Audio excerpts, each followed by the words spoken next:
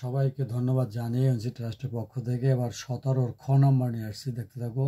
প্রমাণ করো যে 23x² + 1/x² under bracket = 5x⁴ + 1/x⁴। এই হচ্ছে অঙ্ক। দেখতে থাকো কীভাবে করেছি।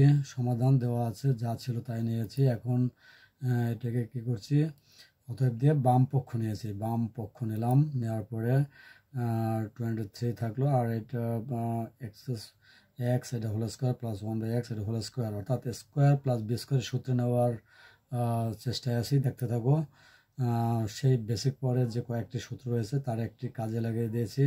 a - b whole square + 2ab, অর্থাৎ এই ক্ষেত্রে লেখা যায় x - 1/x এর হোল স্কোয়ার প্লাস সূত্র 2 a কোনটা x b কোনটা 1/x, এবং সেকেন্ড ব্র্যাকেট দিয়ে আটকিয়ে দেওয়া হয়েছে যাতে 23 গুণ আকারে থাকে।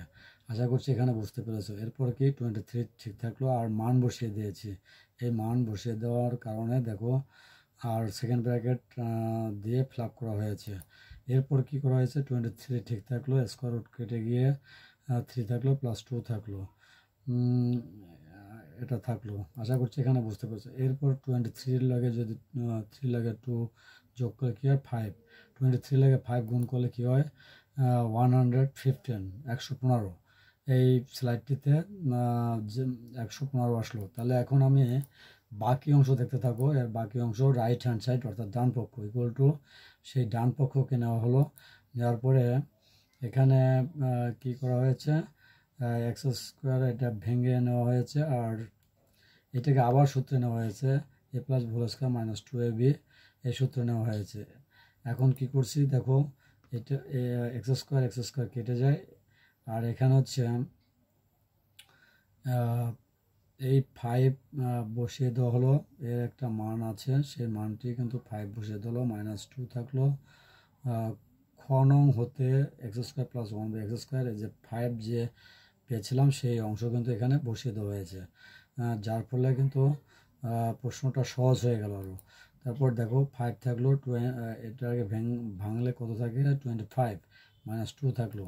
এখন 5 আর 25 থেকে 2 গেলে 23 থাকে। এটার সাথে গুণ করলে কি হয় 115, অর্থাৎ 115। আর বাম পক্ষ পেয়েছি 115, ডাইন পক্ষ পেলাম 115। তা সুতরাং দিয়ে কী লেখা যায়, সুতরাং বাম পক্ষ সমান ডান পক্ষ প্রমাণিত হলো। আশা করছি যে যেখান থেকে দেখছো এই অঙ্কগুলো নবম দশম এসএসসির জন্য খুবই গুরুত্বপূর্ণ। তোমরা আশা করছি আমার কথাগুলো মনোযোগ সহকারে শুনবে এবং A to Z শেখার চেষ্টা করবে, তাহলে সংক্ষিপ্ত প্রশ্ন উত্তর পারবে, বহু নির্বাচনী প্রশ্ন উত্তর পারবে এবং সৃজনশীল প্রশ্ন উত্তরও পারবে। যে যেখান থেকে দেখছো খ স্লাইডের অঙ্ক তুলে ধরলাম, আশা করছি তোমরা এটি বুঝবে। পরবর্তী গ স্লাইডের অঙ্ক দেখার জন্য আহ্বান জানিয়ে ক্লাসটি এখানে শেষ করছি। ধন্যবাদ সকলকে।